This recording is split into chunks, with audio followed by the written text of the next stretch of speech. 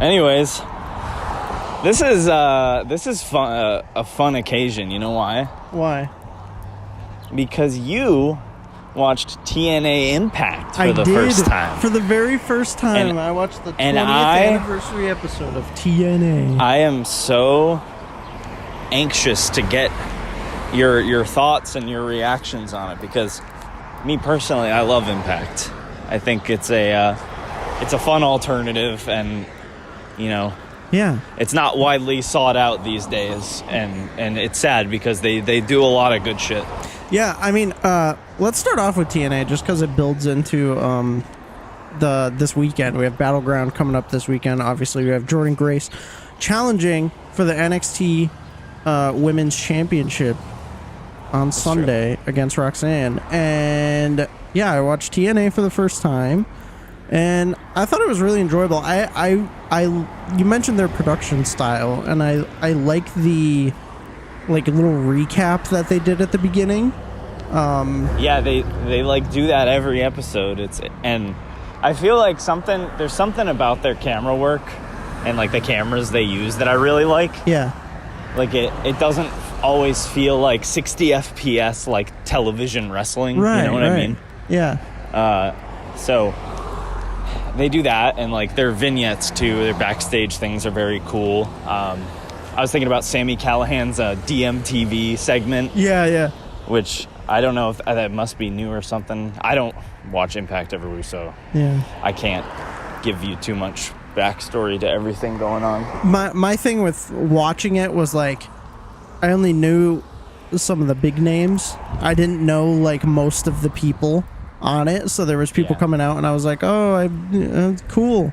So I guess my opinion for the first time watching TNA was it's good. I just need to watch it more, pretty much, to actually have a solid opinion on it. But from all the big names that I watched, obviously it was good. I feel like it's gonna be kind of like the NXT situation, or it'll just take a couple weeks to kind of get used to it. Yeah.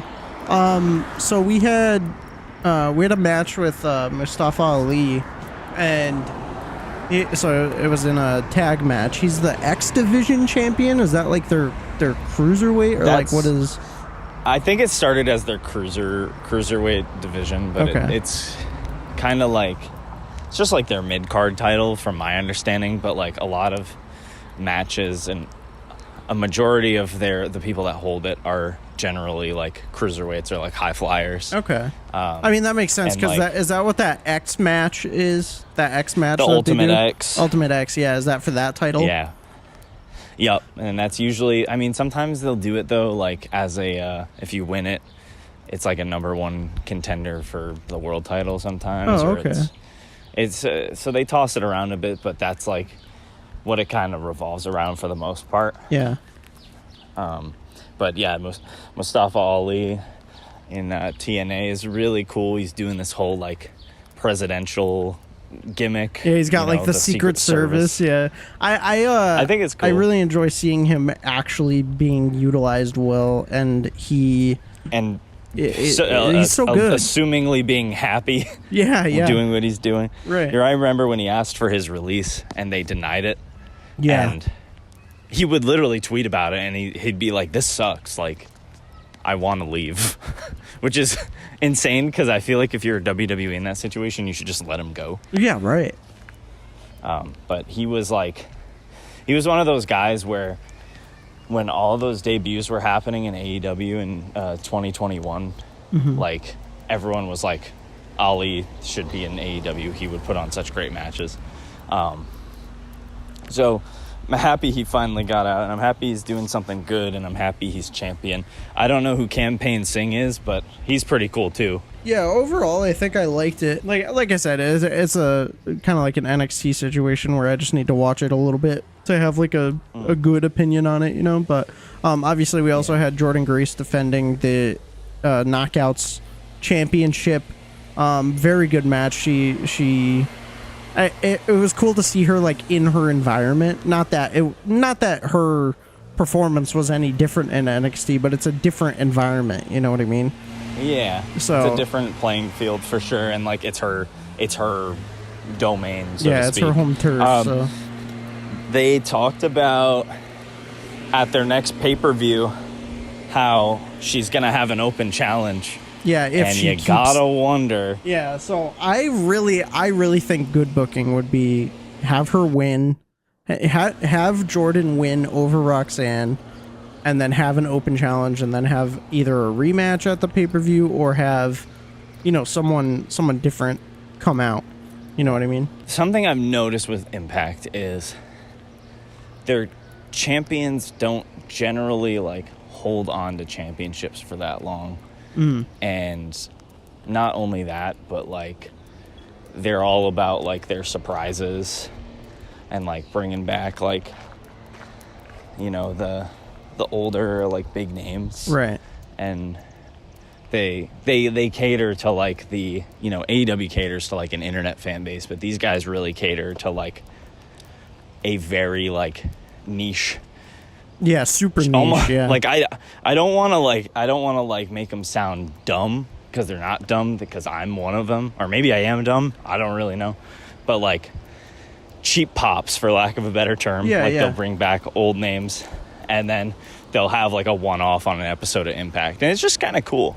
Yeah, it's just good fun and good time with friends and family. Yeah. Great meals, great deals. And that's why today's episode is sponsored by the 99 Restaurants. Oh, I wish, dude. Yo, hit us up. How do we get a 99 sponsorship? Free lifetime supply of attendees, please. For real, dude. You also mentioned AJ Francis winning the Digital Media Championship. So who is he, and why is that huge for him? Because I don't really know who he is. I think it's huge. You know Top Dollar? Or was that not your... Is that Top Dollar? That's Top Dollar. Oh, okay. Yeah. I never really saw too much of him, so I guess I didn't recognize him.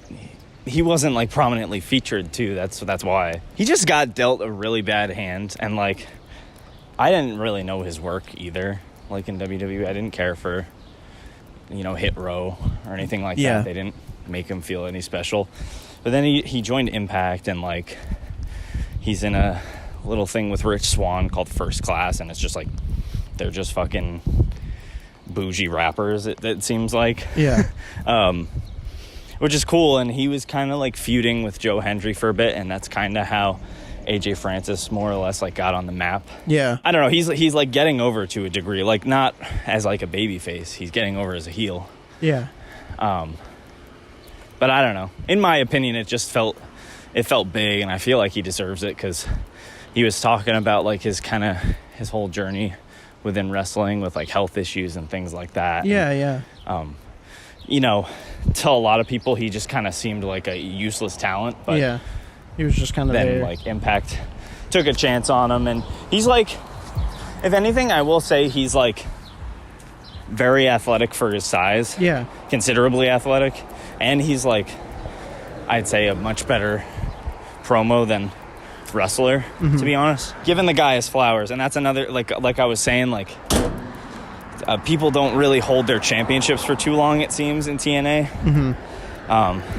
It kind of gets passed around a little more frequently, but it doesn't feel meaningless from their scale of things. Yeah. So it's just a good way to feature that talent, and yeah, I like that too. It's it's passing it around, but still having the meaning to it, and with their size, it makes sense to do so that they can feature everybody how they need to, because I think if especially with the crowds that they have, and just their scale, just their scale overall. If you had a long champion, for obviously comparing it to Roman, if you had a champion for that long, it just wouldn't work for TNA. Yeah, exactly. They've had long champions in the past. Yeah. But they were also bigger in the past. Yeah, so when they were a lot bigger. It just, it made more sense, and I don't know too much about the Digital Media Championship and what the point of it is, if there is a point, or if it's just kind of, I don't know, just seems like a mid card. I think it's like some kind of one mid-card. degree under like the X Division championship.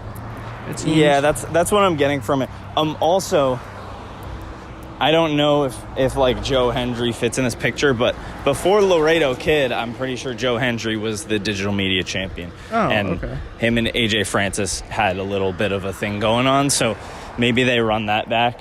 Yeah. I'm not really sure, because he also showed up at the end of the show. He did. With everything going on there, so who's to say? Also, one more thing, TNA. I never saw like any of Dolph Ziggler's run, so that was in the whole fucking era that I didn't watch. Dolph Ziggler was one of those wrestlers that's incredible that I just never saw. You missed out. So seeing Nick Nemeth in action is like very cool for me, because I've only ever seen with his brother too. Yeah, with his brother.